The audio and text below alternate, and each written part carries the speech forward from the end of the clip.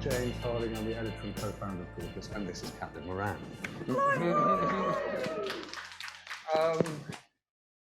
This is a slight handbrake turn because we had a day here today discussing cyber threats. Oh, I'm good on that. Yeah. I know loads. I just wonder whether or not you could just sort of... No, so the nice thing is that that's really quite worrying. It doesn't sound good. And this is really great. And you don't need a password for that. This is totally great.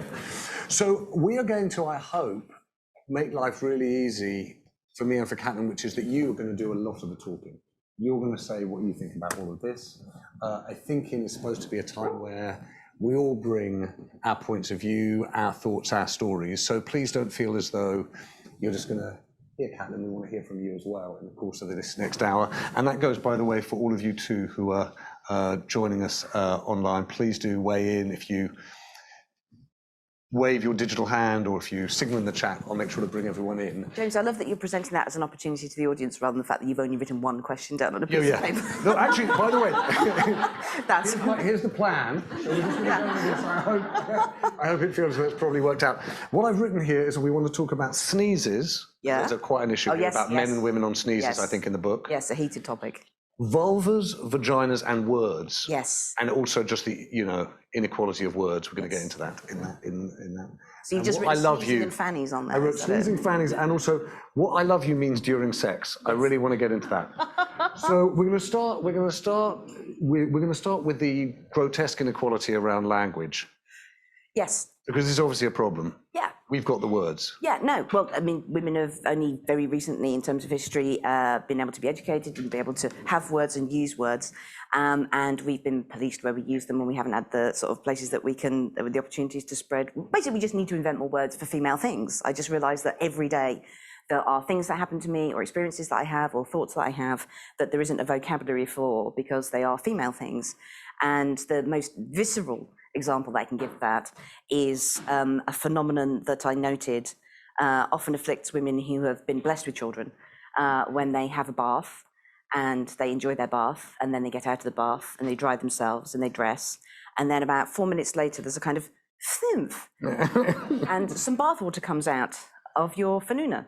And I know that many women have this experience. You may be trying to be coy about it today, but I've done my research. I know it's between 30 and 40% of women, and but there's no word to describe that, and I've never seen it discussed anywhere. Like we don't even realise how many of the experiences we have are not discussed or given a name anywhere. So I tried to name this. Vaginal bubble bath. Yes, the vaginal bubble bath. What did we have? We had the Punani tsunami. We had what did we have? Oh, the vagina monologue flume was my favourite one. But we've crowdsourced this when we've done events, kind of like women together. And again, it's still up for grabs, that phenomenon. I would like it to be known as Moran front bottom syndrome, because that'd be my one stab at immortality. But if anyone has a better term for it, do let me know. Like if this is all open source stuff, we can, maybe this is nice tonight, we can crack bathwater coming out of your fanuna. So I want to ask that the book starts with this harrowing visit from your older self. Yes. And the truth is, though, when you read then the rest of the book, you're not your older self at all. It's exactly the same. Yes, of course, yes. So is it true? Do you actually think you're any different from the person who wrote How to Be a Woman? Yes, in many ways. I thought I knew. I mean, I think this is a recurrent thing that everyone has throughout their lives. Kind of every 10 years you think, well, that's me done. I'm me now. The job is finished and I know everything. And then obviously 10 years later you look back at that self and go, who was that idiot and why was she in charge of my life? So at the age of, I wrote How to Be a Woman when I was 32 and I'd gone through adolescence. I had got married, I had had children, I had had abortions and miscarriages. I'd gone through eating disorders, I'd bought a house. I'd finally worked out what the best tools were for getting blackheads out of your ears. I thought I had a pretty perfect life and I knew everything. And I presumed that all the difficult stuff had been done because my children were sort of coming up towards the teenage years. And on a purely practical level, I was like, well, I won't have to wipe their bottoms anymore. And they can catch the bus themselves. So presumably the next bit of my life is going to be the easy bit. I'll have all this free time. Life will become elegant and relaxed. I'll probably just wear a linen suit and go for long brunches with girlfriends, maybe in Cannes. And presumably that's what middle age is. And obviously anyone who is middle aged will know it's not like that at all. It's the absolute opposite of that, because the luxury you have when you're younger is that all your problems are your problems. It's you sorting out who you are and what you love and who you want to be. In middle age, all your problems are other people's problems. If you're a reasonably sorted middle-aged woman, you become like an emergency call center for everyone in your lives. You have got adolescent children, you've got aging parents, you've got friends who are divorcing, you've got people who are going through crises, you've probably stupidly bought yourself a dog.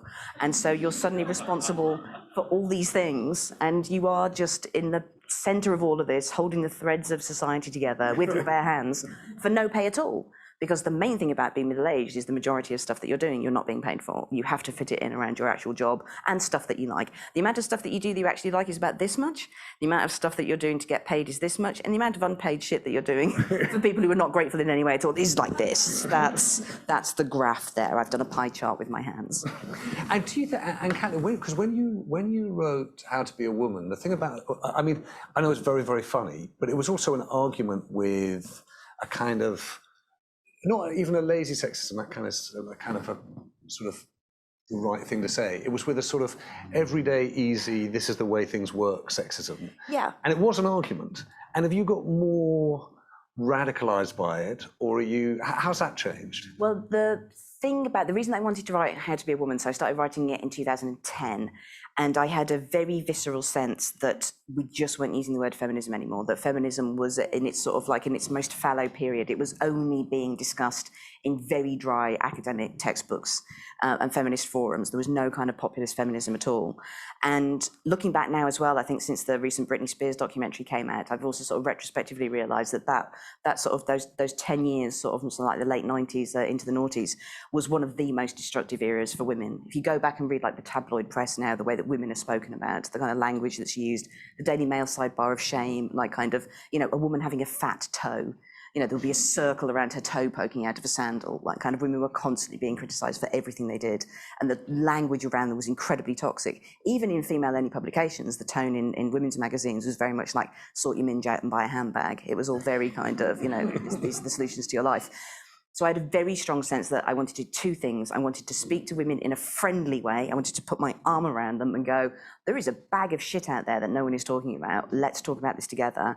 And I wanted to re-explain why we needed to, why feminism was so amazing. It just felt like it was a thing that had got covered in sand and dust because we'd had, the Spice Girls came along and went, there's girl power. And we just started talking about girl power instead of feminism. And girl power, as far as I could work out, just basically meant being friends with your friends and buying Spice Girls records. Whereas feminism has this brilliant centuries-long tradition of legislation and talk and discussion and sort of creating new lexicons of words and understanding about gender. And I very much felt that that was more useful than singing along to Wannabe, much as I like it. So yes, I was just like, wow, I want to just explain to normal people why feminism is amazing, why it's incredible. And when I started writing it, I thought that I would have to go and do all the research about feminism. I would have to read all the books and find out what it was. And then I just didn't have time. So I just did common sense. But in the writing of it and just trying to use common sense to solve these problems about, you know, that women faced every day, I realized that that is what feminism is. It's an entirely crowdsourced amateur game that women all over the world have contributed to. It's a patchwork quilt. Every single thing that is a feminist game that we've got, whether, you know, it's a phrase like the Bechdel test, you know, or marching for rights and all of these things, there's been some normal women somewhere who've gone, this is a problem that I can see a solution to. I'm going to name it, I'm going to talk to my friends about it, and I'm going to solve it. And what's changed since 2010? Well, luckily, feminism became a thing again. You know, Dior sent sort of like models down the catwalk with the word feminism behind them. Beyonce did a single quoting Chimamanda Ngozi Adichie's essay on feminism. Feminism, you can buy feminist T-shirts in Topshop, or you could until Topshop died. It became a thing, and that was incredibly exciting. But the thing that I noticed in those 10 years is that the feminism that we concentrated on was feminism for young women, about being a messy, hot mess, fleabaggy kind of like sex and boyfriends and shagging and politics and kind of the young people mess. And those feminists are now 10 years older, and our problems now aren't generally about working out who we are and shagging around and stuff. It's the big, supposedly boring stuff. What happens in the house? Who's taking care of people? How will we get past this? Who will love? What does love mean? Who are the carers? And I wanted to write about that in a way that made it what it is, which is just an absolute white knuckle seat of your pants ride through those 20 years, because these are the biggest issues that there are. You're stopping people from dying. You're teaching people what love is. You are taking care of your community. You are shaping people and keeping them going. And like, that's proper superhero shit. But we think that what middle-aged women are doing is just in their houses moaning about who's doing the washing, which we are also doing a lot. But we are actually secret superheroes. You know, that the definition, you know, when you look at the superhero movies, it's about someone, mothers are superheroes, this is why. The superhero movie archetype is that a young man is infected by some mysterious substance, such as a meteoroid from space that is radioactive, or they're bitten by a spider. Their body becomes suddenly full of these incredible powers. They are transformed, and then they have to keep saving humanity, but with no credit at all. They secretly are saving humanity with no credit at all. That's mums. We are infected with a mysterious substance, sperm. Our bodies suddenly grow all these incredible powers, like milk and placentas and then babies, and then we save them every fucking day for no credit at all. That's why it's astonishing to me that most superheroes are about teenage boys rather than about middle-aged women with one breast larger than the other. That's the superhero movie I want to see. And that you've written. And I have written. I want to, please do weigh in if you want to, and likewise online, I don't want to be, but I do want to ask, because the thing I thought was different about this book was there's also a confidence you've got now about writing about love. Yes.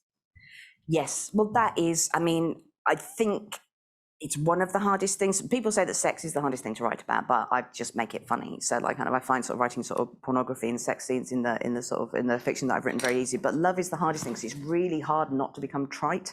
Or to become cliched, and to talk about it as not just the like all the mystical stuff that kind of like transforms you and inspires you, but just what love practically means. Like love is a verb, love is a doing word, and the amount of times in my life that I have been told that someone loves me, or I've been told like, you know, well, your dad loves you. It's like, yeah, he's just saying that. What's he doing? Love is a doing word, and the describing of the doing of love is something that is endlessly interesting. And do you find that frightening or intimidating writing about it, because it's weirdly it's much more exposing than writing about sex?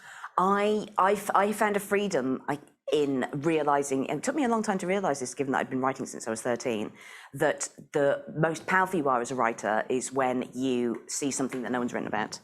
Like kind of you would think going into uncharted territory is the scary bit, but it's not, because that's what's needed. And the thing that I love most is being useful. If you ever have a crisis of confidence as a writer, if you know you're doing something that is useful, then that gives you know, you've given yourself a mandate to do it. It's like, well, this isn't indulgent. This is a useful thing to do. I will describe a thing that's never been done before. If there's something taboo, if there's something secret, if there's something shameful, that's where I want to be. So they're one of the things. I've done quite well here because I've done about 15 minutes without talking about me or men. Yes. I think quite good. Is it man time now? Yeah, let's go. Ring the man bell. Ting, ting, ting, ting, ting, ting, ting. I think there are a lot of guys here who thought, can we get to the real story here? Let's get to the guy stuff.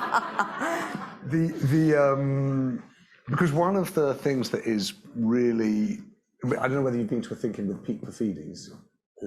He's my husband. I married him. That's my husband. Yes, that is it. And the way you talk about him actually makes me cry. It's just so lovely. And yet at the same time, I wonder to myself, if you're Pete, do you think, no, that's fine. We can love each other to pieces. Can you just not talk about it and go and do that? What did he feel? Well, the great thing is that he's a writer as well, and he's just written a memoir about his childhood. So we're everything's both material. just like, yeah. And also, so much of the art of it is, I mean, it seems that I am very revealing and candid, but actually, and oversharing. But there's actually only very small amounts about me specifically or my family. The structure is always, there's a vignette at the start of something that's happened, which I actually try and get out of as quickly as possible to make a bigger point. And the deal is, I'm like, I'll give you a delicious piece of gossip or a secret or something that's like interesting to read in order to like entice you into where we're going to talk about this bigger stuff. Because I think that's fair. Because I think if you're just going to turn up and talk about how you see the world and how you would rule it, that's not fair on the reader. You should just have as much fun in there as possible before you start going, and this is what I would do if I was Prime Minister. So let's do our level best of stripping the fun out. Yes. So what I think also there are these moments in the book where you write about things. There's one moment really early on where you've obviously stayed up quite late. You've decided to put on Twitter a photograph of your feet. Foot. Yes. Yeah. With Jacob's crackers between the toes. Jacob's green crackers, yes. And it's the kind of thing you do at 1 o'clock in the morning when you're with your siblings, yeah. That's right. And rather than then getting trolled by people on Twitter about the terrible abuse of great crackers, Yes. you get then you get trolled, right? And you kind of dance past it. But I wonder how much you, and this is within the kind of context of the sort of what's the feminist kind of battle now. When you think about that stuff, and we talk about it, and we always talk about it quite earnestly. Yes. How do you handle it? Because you get yourself in the middle of these things now and again. Any woman who is online will get huge amounts of abuse and very personal abuse. And talking about it online is exactly the wrong place to do it, because I think it is an industry that loves people. You know, the click rate is 3 times higher if someone's having an argument, or if there's, you know, the fox hunt this week is this is the person we're cancelling, this is the person we're chasing. And then you double down on that if you then go on Twitter and go, I'm now having a nervous breakdown, or I'm really sad, or I'm really angry, or this is why these people are wrong, because then the cycle starts again. So it's just best when that starts to just like step away and not say anything at all. But every woman I know in the public eye who's on social media gets it. And they would all tell you without exception that it is utterly dementing, and it takes you years to get over it. I'm now luckily in the phase where it doesn't make me ill anymore, but it definitely used to make me ill. I'm deeply paranoid, deeply anxious, deeply unhappy, because knowing people hate you is the worst thing for a human being. And the thing about being public, you know, John Ronson's book is very good on this. The thing about being publicly shamed is the deepest emotion that any human being can have. And if once you've been shamed on social media, Monica Lewinsky talks about this. She's like, shame is like being covered in tar. You can't get it off, and if anybody reaches out to help you, they get covered in the tar as well. So now when I see anyone that I know, even if they're people I don't know, if I see someone who's being cancelled that week, or, you know, whatever it is, who's being trolled on social media, I won't do anything in public. I will immediately DM them and give them my emergency package of how you deal with this stuff, which is don't say anything, come off social media for a week, shut down your mentions, and then come out for a drink with me, and I will hug you and tell you it's all okay. You once sent me, by the way, a really lovely text message in the middle of what was a really ugly time, which was, hope you're okay. I remember it still. Hope you're okay. You are in the middle of a shitstorm of actual shit. And I thought, great. And I really felt, and as you can see, still feel great about that.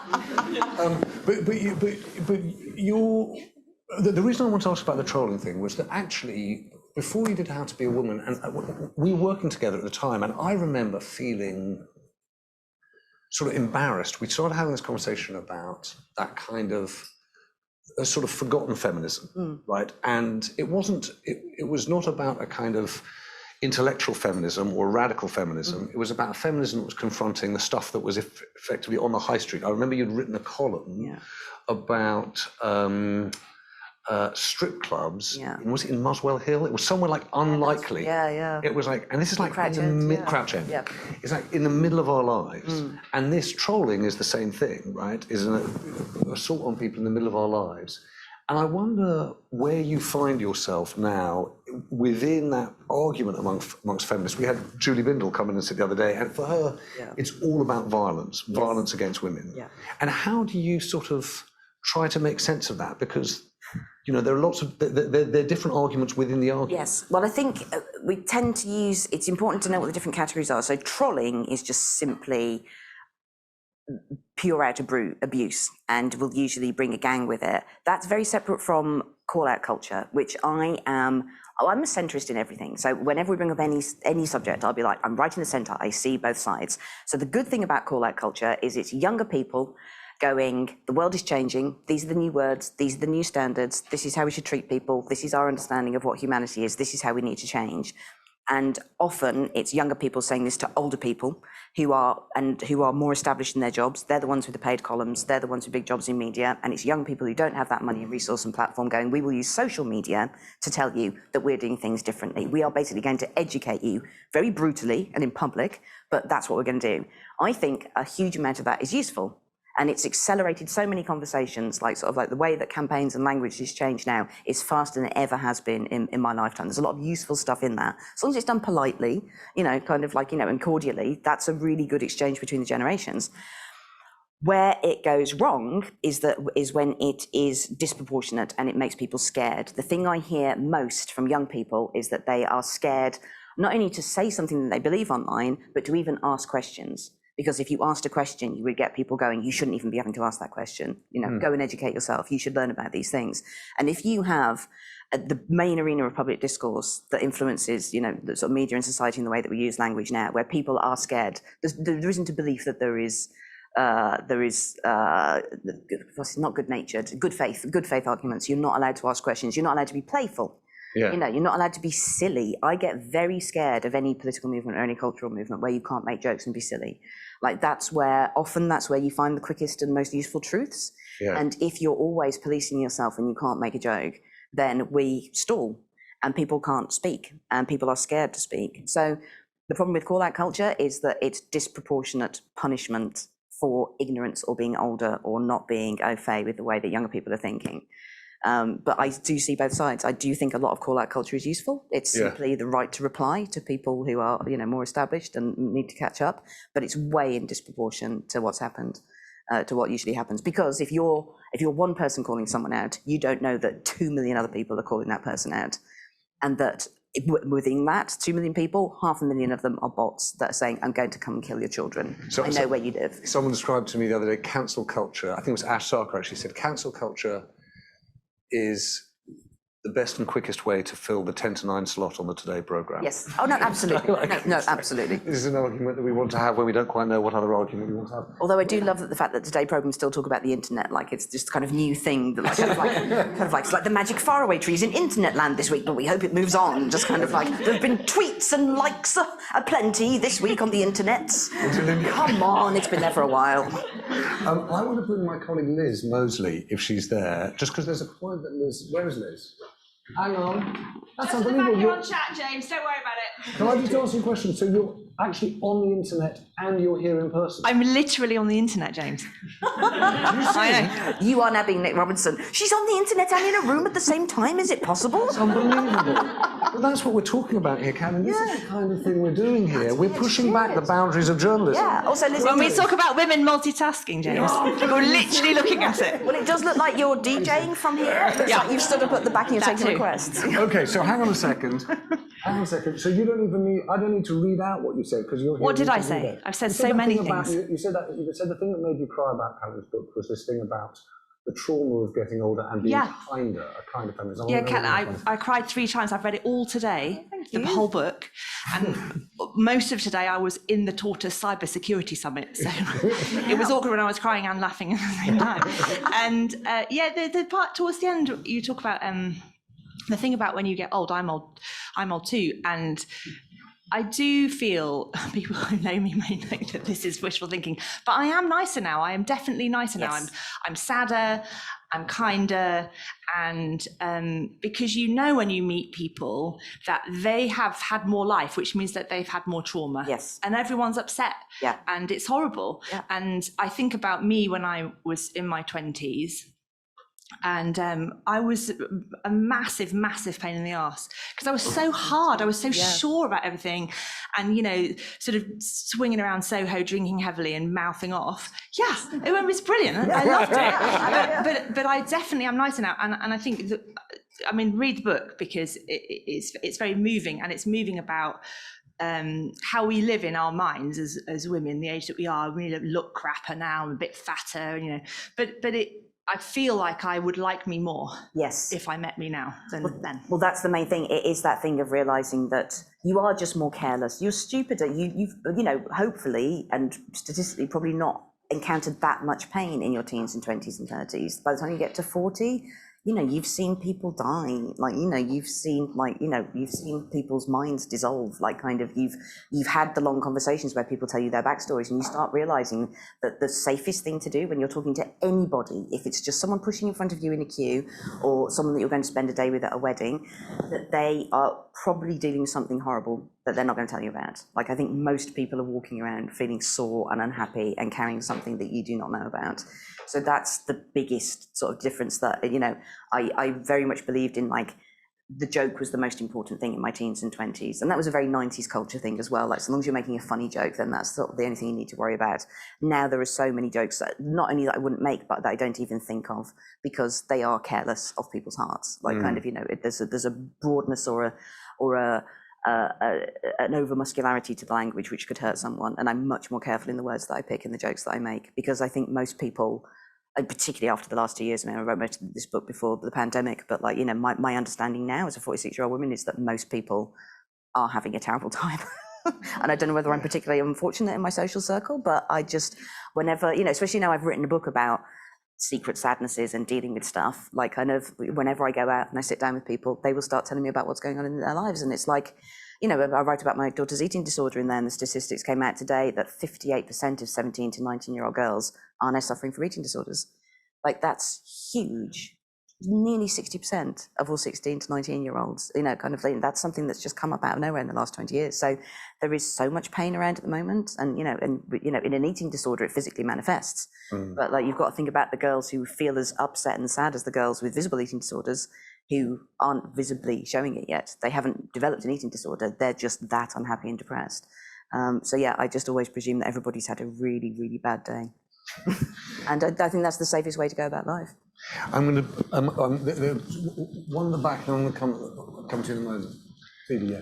Hi, Caitlin. So I'm actually going to say Just something introduce positive. yourself, so everyone, because not everyone knows everyone. I'm Phoebe. I write The Sense Maker. Hi, So yeah. we wrote about the IUD stuff. If you didn't know about Yes. it, it's very good.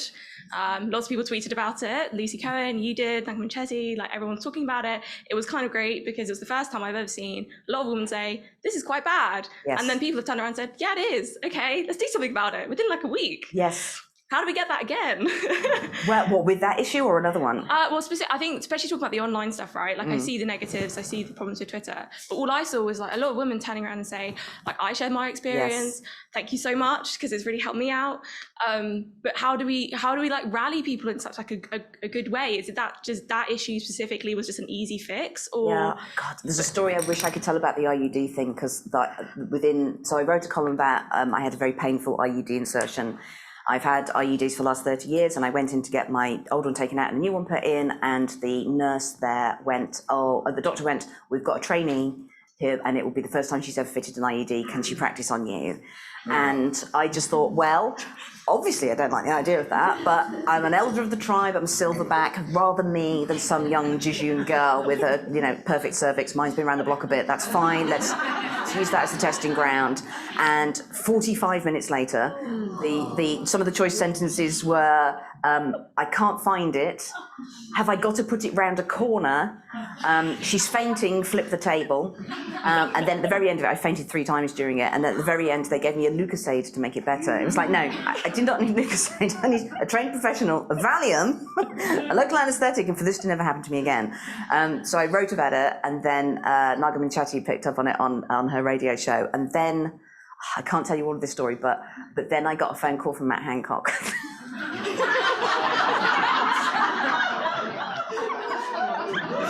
Oh, I wish I could tell you the full story, but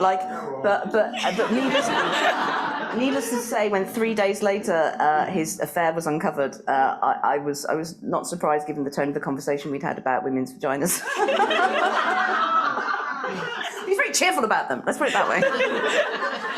He promised to help, and let's hope that campaign continues. Oh God, if you want to know the full story later, come and ask me. But it was amazing. Does anyone just come and ask Caitlin now? Can you get the full story now? No, I can't. No, because you know how it is. It'll get. Oh yes, I see. Yeah, we're on the internet. Yeah, when it's truly live. Liz is there. She's on it. Yeah, she's on the internet. Turn off the internet for 30 seconds. I'll tell you the story. No. But yes, but I think in those cases there was such a simple fix to it. Just women need to be informed that it's often very painful and to be offered pain relief. But the thing that you see that happens time and time again that works really well in feminist campaigns is that someone needs to start a conversation, then everybody shares their experiences, and tell their stories. Then you name that as a phenomenon, and then you come up with solutions. And that overwhelming testimony of women is the same thing that we saw when Sarah Everard first went missing as well. Women starting to talk about how they were scared, and that started that conversation that's still going on now, and ways that we can change legislation in this country.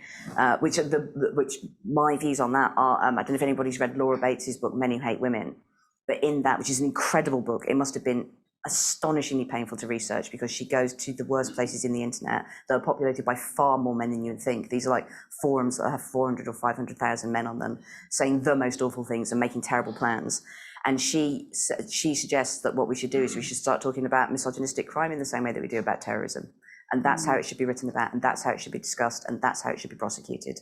Because more women are killed by men in misogynistic attacks than are killed in terrorist attacks, than any people are killed in terrorist attacks. It is constant, it is everywhere, it is a fear, and until we start using that kind of language, it being, you know, a war that we have in society that needs to be talked about in the most serious language and dealt with in the most serious way, and education starting as soon as there's the first sign.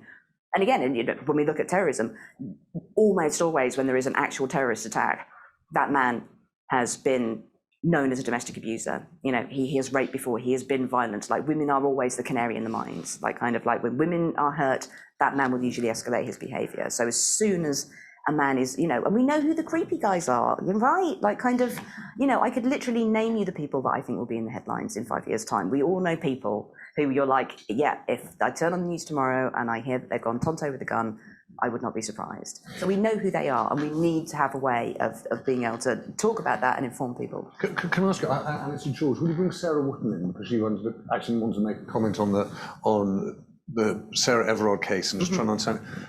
But when you think about this and the fact that there is such a conversation like this, but there's also such a gap between then what seems to happen in lawmaking, in government, you know, joking aside about Matt Hancock, there's a really strange thing, which is this, all of these things would seem to have a kind of huge natural constituency.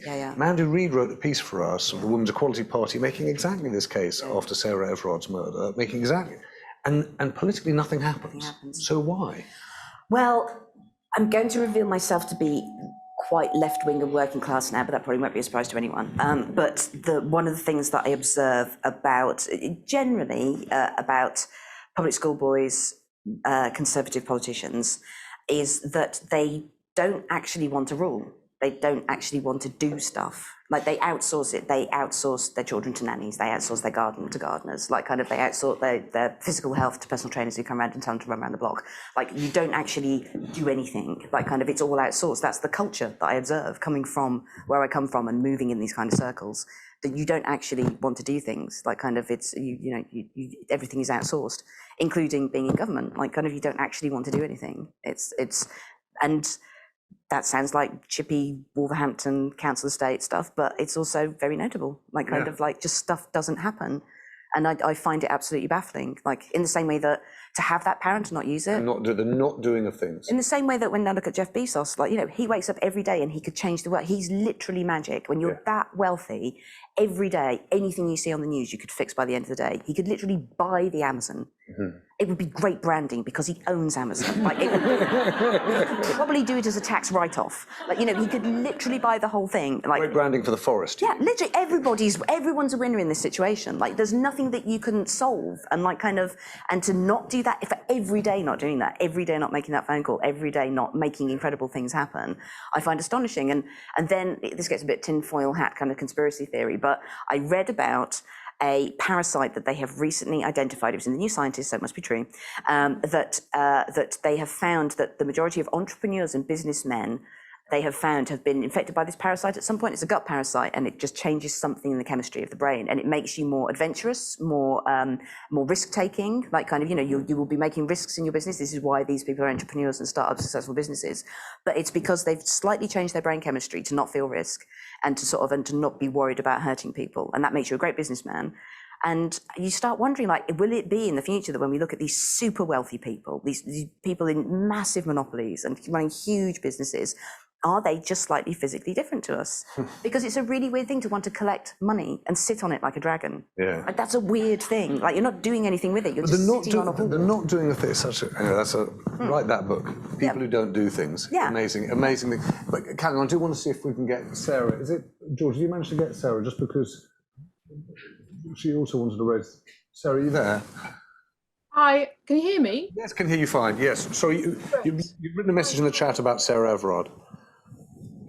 Yeah, so hi Caitlin, lovely to talk to you. I have a 15-year-old daughter, and Edie, and how do I talk to her about these sorts of crimes without frightening her?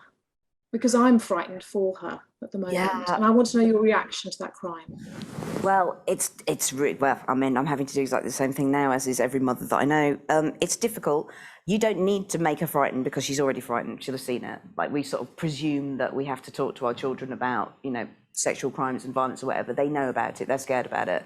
So let her talk to you about, your job as a parent is to let her talk about how scared she is. So you go, have you heard about this thing on the news? How do you feel about it? Tell me about it. What are your friends saying? Often with teenagers, they won't tell you directly how they feel, but if you go, how do your friends feel about this? What are they saying? That will allow you access to how they actually think and feel. Then you have to go through the statistics with them and go, it is still, although obviously we know 2 women a week get killed in domestic incidents alone, still statistically it is very unlikely to happen to you. So you've got to put the perspective in there of facts.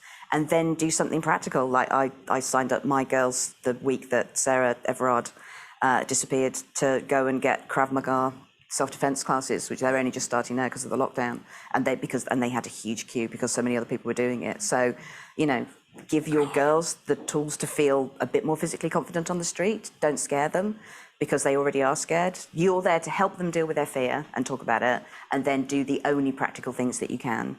But there's there is also a class element to this, because it's so much easier to keep your children safe if you have money. You're wealthy. Because you can just give them an Uber account. And like, you know, I know the risks that I had to take when, you know, I was a teenager because I had no money. I would have to walk home. And then my idea was that I would just walk down streets and I could jump out in front of a car if someone tried to kidnap me. Those are the things you're thinking when you're 16. So yeah, I mean, I suspect in a matriarchy with the proper feminist government, we would talk about, you know, extending public transport so that girls would be safe of all classes, so they could always get home safely. We would have systems where there would be escorts. You would have crocodiles and kind of proper systems where we'd always make sure that our girls were safe, because those are not difficult systems to install compared to, like, you know, the stuff that we do in wars or the stuff that we can do economically. So you got it. Yeah, will you just introduce yourself? Hi, I'm Hannah. I have my own business, so I've obviously got that parasite. But I find as I get older, definitely I become far more socialist than I ever was, but kinder. Yes. But I find it hard to balance then between. It's like that, you know, as a woman, you're not allowed to be cross. You're not allowed to be upset because then you're hysterical. And how do you manage to put your needs forward without losing the kindness? Because I do find I've got 23 kids that work for me and they can really take the piss. It's difficult. Bring it. Yeah, I mean, in the future, in a perfect utopia, when we've had all these discussions, women will be allowed to be angry and women will be allowed to be sad. In the same way that women would be allowed to be angry and sad on the internet. But the same advice that I give to women on the internet is the advice I give them in real life. You will probably still get bitten on the arse if you are sad and angry with people, or, you know, in person on the internet, because people just can't handle it and they will be angry back at you. So in the future, we'll be allowed to do that in the same way that men are. But for now, what you have to do is take that anger and sadness and use it as an energy. Like, kind of like, you have to convert it into something else. The world isn't ready for pure undiluted female anger and sadness. It has to be, at the moment, sort of like converted or translated into something else. Otherwise, you will be having your emotions and also having to educate people as to why you're having emotions, and you don't have time for that. Like, kind of like, you literally don't have time to explain to people why you're sad or why you're angry. So you have to turn it into an energy and just do the kind of, I find that 90% of the time, whether it's work or with my children or with a lot of friends who are going through bad times, the best thing to do as a middle-aged woman is to pretend to be a really lovely cow. Just a lovely plodding dairy cow called Daisy that just sort of goes, moo, that sounds like it's tough. Like, that's 90% of like all that you can say to people. And then you go away and make your plans. But face to face, the consequences, I'm sure you've had it. Every time I think, you know what, I'm going to treat myself to some delicious anger. I'm going to tell this person to fuck off. And then they become so upset and angry at you that suddenly it's a whole day issue. And then you're having to email everybody the day after. And it's the girls that are the worst. Oh God, yeah. Oh yeah, no, of course. No, I mean. What do you mean, Hannah? I mean, that they're the ones that can then they turn it back around at you, like you're the hysterical middle-aged woman. Yeah. Or they'll start crying and then you have to deal with their upset and they're just going to be really triggered right now. Like, this is really difficult for me. Yeah, no. It's really funny when I started off sort of talking about feminism and I talk about sort of difficult things in the workplace, I would always presume that the problems that the women who came to the things would have were with men. So it was all talking about, you know, how to deal with mansplaining, how to deal with ideas being stolen, how to deal with not being listened to. But afterwards, the women would come up and go, actually, a lot of the problem I'm having is with my boss or my female colleagues. Like, kind of, they were like, how do you deal with women? Like, feminism is very good about talking about how to deal with men, but it's very difficult. It hasn't yet really fully turned its eye of Sauron onto how do women deal with difficult women, because that's seen as unsisterly. But we have to remember, feminism isn't Buddhism. And it's not ecstasy. You don't have to love everybody. Sometimes people are just bitches, and you are allowed to say that as a feminist. But Caitlin, I'm going to come to Lisa in a moment, but there were two things. Online, Sudi had a question about this same thing, about the way you get portrayed when you're angry. I know when Sudi's there. Sudi, can you hear us? Can you weigh in? Yes, Yeah. you are. There you are. I can see you. Hello there. Hi.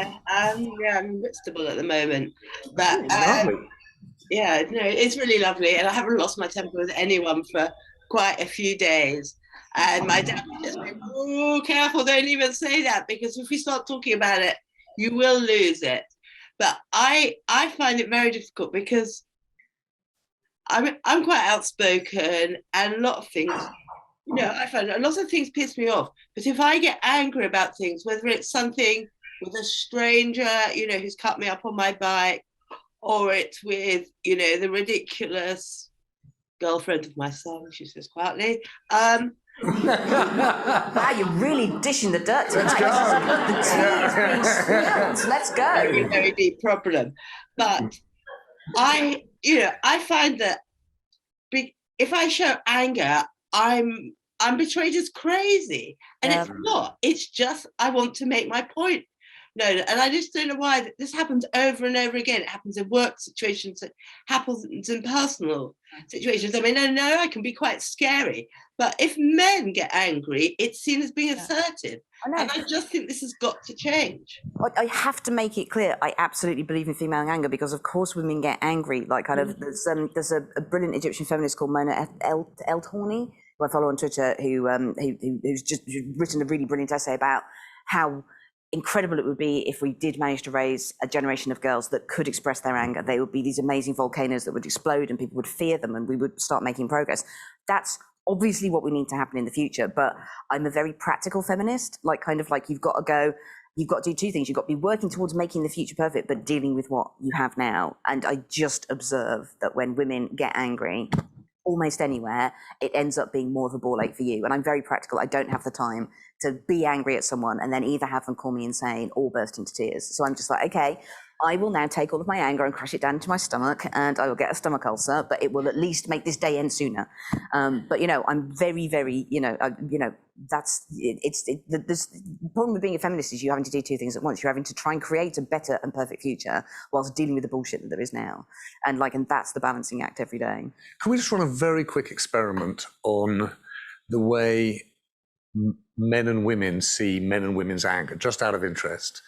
How many women think it's easier to be angry if you're a man?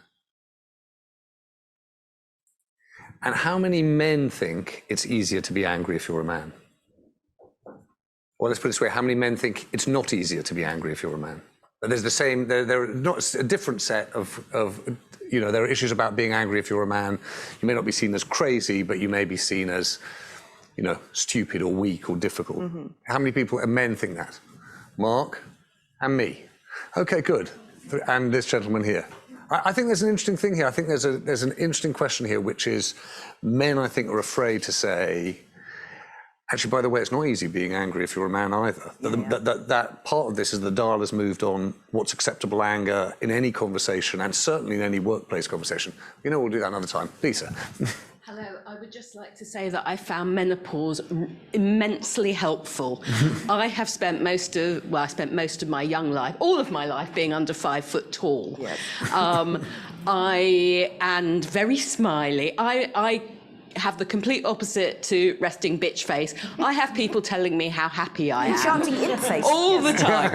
And the thing that I've loved about menopause is that I can be really and I'm not going to swear, which I would normally do. I can be really incredibly angry, and I love it. Yes. Because I can also be angry more calmly. Yes.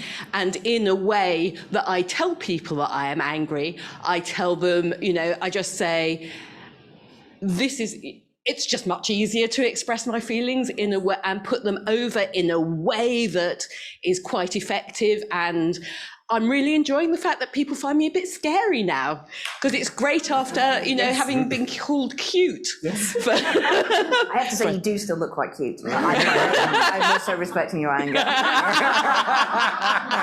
Nice. Yeah, I have to say, I'm finding the menopause incredibly exciting. So, like, when it started, I was just, well, I thought it was Brexit because I was just angry all the time. And then I realised it probably wasn't Brexit. And what I realised is, from having done drugs in my early years in the 90s, from having taken ecstasy, I found that there's a huge similarity between the menopause and coming down off an E. So when you are a young woman and you're bathed in estrogen is the lovey-dovey drug. Like, kind of, it's just the thing that makes you just love babies and listen to people's bullshit problems with a smile on your face and kind of like hug people and care for people and want to nurture and like make things lovely. And once the estrogen starts draining out of your body in menopause, suddenly you do just feel like you're coming down off a pill. And you're like, what did I do while I was high? Like, did I just deal with loads of bullshit uncomplainingly for 30 years? Like, have I been a fool? Like, kind of, what's going on? And then you get HRT and then you become high again. So I would massively recommend it. It's definitely kept me going. But it's a fascinating process to go through menopause, because you really, you know, as you lose skin elasticity, you also lose the amount of fucks you give. And I think the one thing that I wish that men could live as women for one day, like, kind of, but I think the thing that men would be most surprised about if they were women for a day is just how much we care about what other people think, like how conscious we are of what's happening in every room, this hypervigilance. Am I offending someone? Have I been nice enough to that person? Have I made that person sad? Have I ignored that person? Is someone thinking badly of me? This constant hypervigilance of being a woman in any room, constantly thinking about what people are thinking at that time. And the menopause takes about half of that out. You are more focused in yourself at that time. And yeah, it's a very exciting phase. I'm fully embracing my hagdom. What do you think? One of the things I wondered about is in the book, it's really funny, but it's also really sad realizing that you're dealing with just a lot more very difficult stuff. Yes. Yeah. Kids, friends, divorces, deaths, loss. Yeah. And does it make you think differently about the balance of things in your life? Because the truth is, Caitlin, is that, I mean, without tiptoeing around it, you also become a superstar, right? So you become this big thing where there's endless projects. Everyone says, oh, let's go and write this film or do this thing. So do you think, oh God, work is sillier, writing is sillier, these conversations are more important? Has it changed the way you think about any of that? Well, no, because I just love my work, and it's how I work things out is by writing them. And again, I'm really concentrated on doing useful stuff. So every single thing is a problem that I have seen and want to solve. Like, even if, like, the movie that I made last year, How to Build a Girl, I wanted to make a teenage coming of age movie, but I wanted to make it about, first of all, a girl who was fat, but that wasn't an issue. That wasn't her personality. It wasn't like Rebel Wilson in Pitch Perfect. She's just fat and we don't mention it. She's beautiful and brilliant and gorgeous. Secondly, she was lonely. She has no friends. Most coming of age movies are about having your gal gang around you and the importance of your best friend. And that's great, but a lot of people don't have friends when they're teenagers. I didn't. So I wanted to make it about a girl who's alone. I wanted to make it about being working class and earning money, because most films and most TV shows, the plots aren't about making your money. And that's what we spend most of our time doing. How am I going to pay my rent? Like, how am I going to get my nut? Like, how am I going to do this? And I wanted to make it a coming of age film where you see the boy at the beginning and at the end, they're not going out with each other, because we always presume in any movie where there's a girl and a boy in the first 10 minutes, they have to get together and that's the happy ending. And they don't. They are friends at the end of it. And, you know, and he says, you are too young, it would be inappropriate, we are going to be friends, but in a really funny and sexy way. Can I just one body thing? I'm going to bring in a moment, if I might, Jessica Baxter and Julie Guy McLean, who've both got things, but you talk about someone who's just fat and beautiful and happy. Yeah. Right? And in the book, there's a lovely moment where it's like, I can't remember, it's 10, 11 in the morning. So in one moment, you're in front of the mirror, you're like, hey, this is working. And I wonder, given how much kind of the sort of magazine world there is about how you look, yes, and how much kind of celebrity guff there is about all that stuff, why you think it is you're happy and fine and lots of people aren't? This is the question I probably get asked the most is, do you really like yourself? Like, are you really happy with yourself? From women. Physically or physically, yeah. Just kind of like women just going, how do you get to like yourself? Like, kind of the column that I've not yet had the balls to write for the Times is one where I just go on about how I think I'm hot. not in a boasty way, but just in a kind of like, because I can't think of a woman that I've seen who's gone, I think I'm great. Like kind of the most beautiful women in the world would go, oh yeah, my elbows are really dry, or I've got a really weird toe, or like kind of, well, you should see me in the morning. Like it's part of the job of being a woman to hate yourself a deliciously sexy amount. You've always got to be apologizing for yourself and being, I'm so aware of my flaws, like kind of, and I hate that for us. Yeah. And the reason I hate it for us is because it's when you have teenage daughters yourself or teenagers yourself, and you go, oh my God, am I going to have to teach you to hate yourself 20% and to always put yourself down and to always be aware of your flaws? And you just go, no, I am not going to do that. I'm going to do the work on myself to make sure that I can just stand in front of you and go, I really think I'm great. Like kind of, as a did that gift happen, to you, Caitlin? as a gift to any woman to go, you can look like this and really like it. But did that happen, or has that always been the case? No, when did it happen? It was after I gave birth to my first daughter, and it has been a journey, because my biggest plan when I was 15, and just thought of myself as incredibly fat and ugly, my big plan, my only plan, was that I would be somehow involved in a horrific car crash where most of my body was smashed off, and then the NHS would rebuild me much thinner and really hot. That was my big plan. Like, that was it. Like, there was nothing else. That's how much I hated myself. And then when I nearly died during the birth of my first daughter, and when I finally came round, I just looked at my body and just sort of went, bloody hell, like, well done, mate. Like, you got through that. Like, hello, legs. Like, thank God you're still there. I thought you were going to fall off halfway through it. And just sort of went slowly. And it only lasted for I felt it for 30 seconds. Just, hey, you're great. And I was just like, okay, that's a feeling I've never felt before. I need to work on that. I'm going to keep going on that until I can totally feel that about my whole body. And I have, and I think it's a really important, one of the reasons why I want to write the column is because, and just to say to women, this is an important job you have to do. Like, you have, when people go, you've got to love yourself. Like, you've got to love your bum. You've got to love your toes. Like, you've got to love your nose. Like, you've got to do that work, because you will be dead so soon.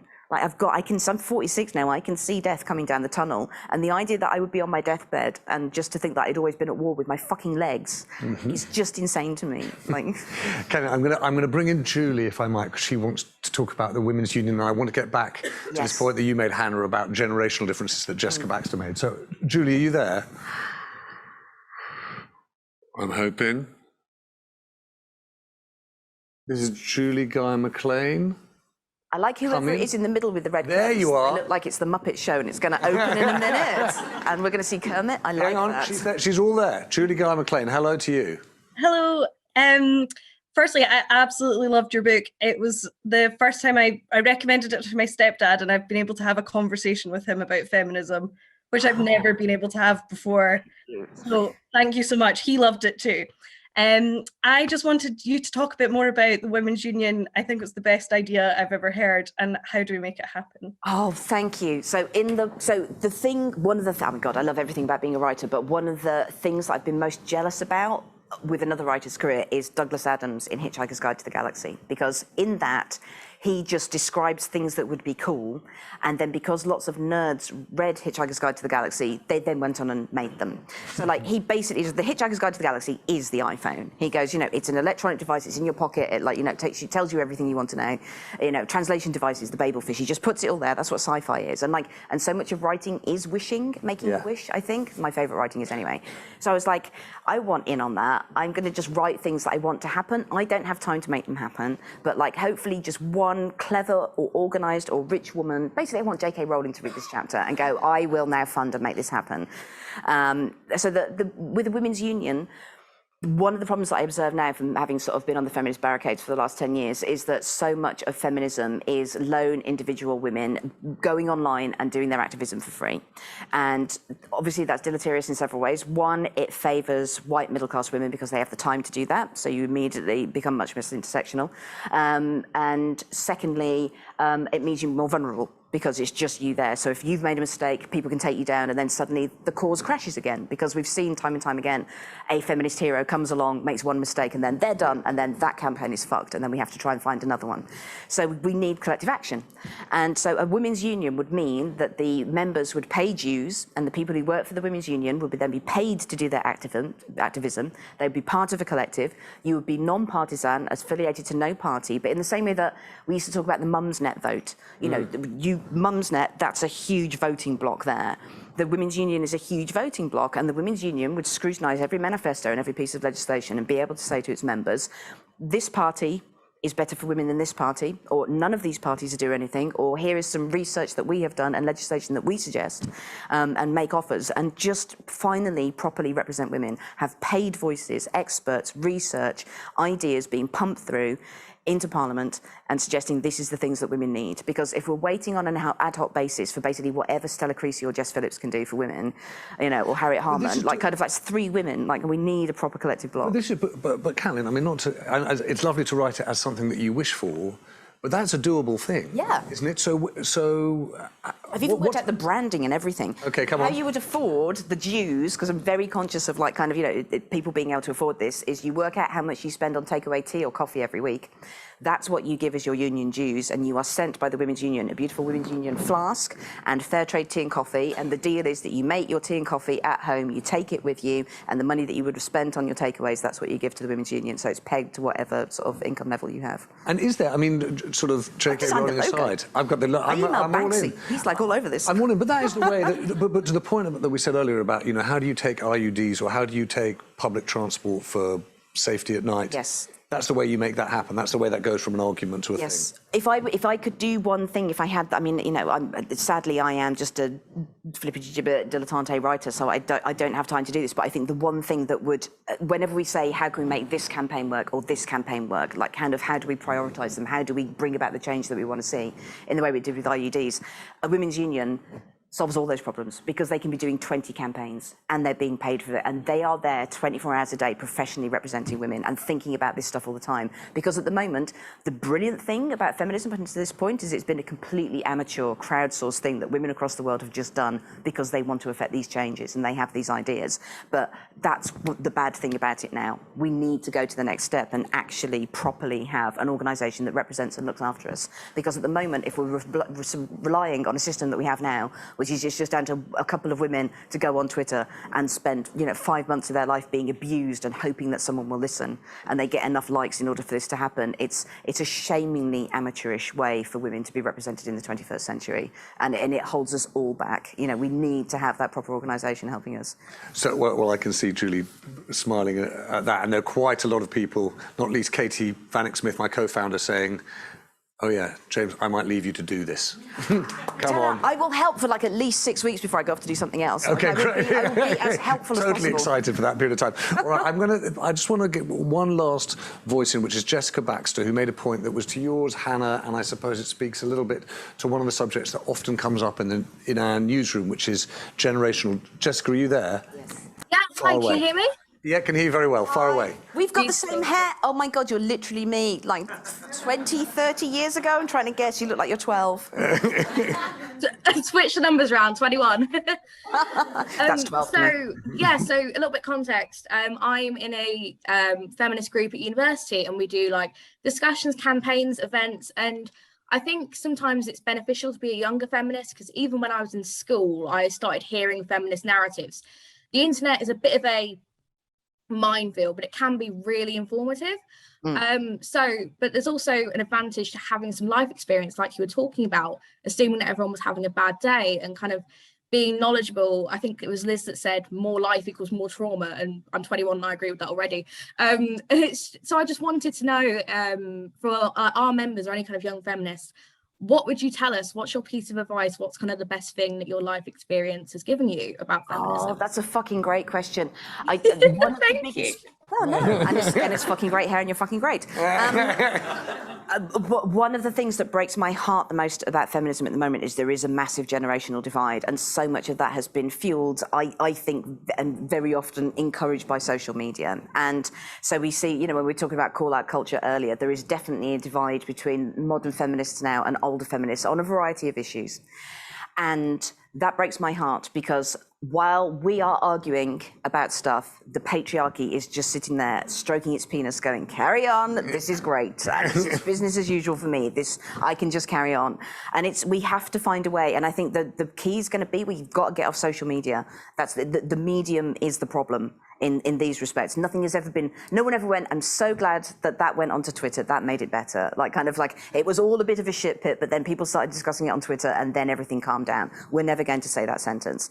And if there was one, an initiative that I would love to do is just if younger feminists could adopt an older feminist for a week and vice versa, and just spend a bit of time getting to know each other and talking about it, because the younger feminists have incredible new ideas. Like, you are far better on intersectionality. You are absolutely understanding the kind of challenges and the way that we need to change the world. You are a factory of these incredible ideas, and you have that passion and fervor and energy. But the older feminists know how to get things done. They have run campaigns. They know how to make alliances. They know how you can push through into legislation. They'll know how to help you when you start being trolled and bullied and hurt. And at the moment, the fact that there seems to be this massive split in many sections of feminism between the older generations, that's heartbreaking. That's where we're going to stall. Because we have to do this together. We cannot do this apart. We cannot be fighting each other. We need to unite and face the common enemy, which is just general bullshit. That's like kind of, I can be more specific about what the common enemy is, but it's generally under the category of bullshit. Caitlin, what's your next book about? Men. Men. So I'm going to do... so there's How to Be a Woman, then More Than a Woman. I'll be doing one of those every 10 years, because I just like the idea of checking in every 10 years and seeing kind of like, what each sort of decade of being a woman brings about. But the next book I want to do is Men. It's called What About the Men, because that is the question I get asked repeatedly. And for the first 5 or 6 years, I was like, I don't care. Like, I'm team tits. Like, I'm a feminist. Like, I'm with the women. I can't do the men. Like, it would be the ultimate irony of feminism if women solved all the problems of women and then had to solve the problems of men. That's not what we were trying to do. But as I am older and wiser, I think men do have massive problems. Huge problems, and a lot of them impact on women, because what women have is this incredible informal amateur network, feminism, where whatever problem you have as a woman, you can go online and someone else will have experienced that problem and talked about it and come up with names for it and come up with solutions for it. And if you look at the difference between men and women's fates over the last 120 years, women's lives have improved exponentially. 120 years ago, we weren't even seen as proper human beings. We couldn't own property. It was legal to rape us. You could consign us to a mental asylum on the say-so of our husbands. We couldn't have jobs. And now we're in space and we wear trousers and we can talk about sex and we're Fleabag. Men's lives in the last 120 years are almost exactly the same, except they don't wear top hats anymore. And when I talk to younger men, they are going, it's easier to be a woman. And women are going, no, it's not. But in many ways, it is easier to be a young woman than a young man, because we have feminist organizations at school. We've got Beyonce singing songs about us. Like, we're talking about how we can help each other. Men don't have that kind of network at all. These conversations aren't happening. And so I want to write a book that just goes, I'm going to tell you some stuff that women have learned for talking about their problems, because what we're always talking about in feminism is problems of gender. The idea that this is what men are supposed to be and this is what women are supposed to be. And women have spent the last 120 years going, I don't agree with this definition of being a woman. I want to do anything I want. Men have not really challenged that. Men are still left with exactly what they had 120 years earlier. We have not swapped equally. We've taken all the man things. We've got trousers. We're ruling countries. You have not taken being able to talk about your emotions or being able to, be a proper full-time parent. And so let's swap all this stuff. Let's just get to the point where finally we're just all human beings together on this earth, trying to have as much joy as possible before we die, because that's all there is in the end. You just got to try and wade through the bullshit and try and have as much joy as you can until you die. Ladies and gentlemen, Caitlin Moran.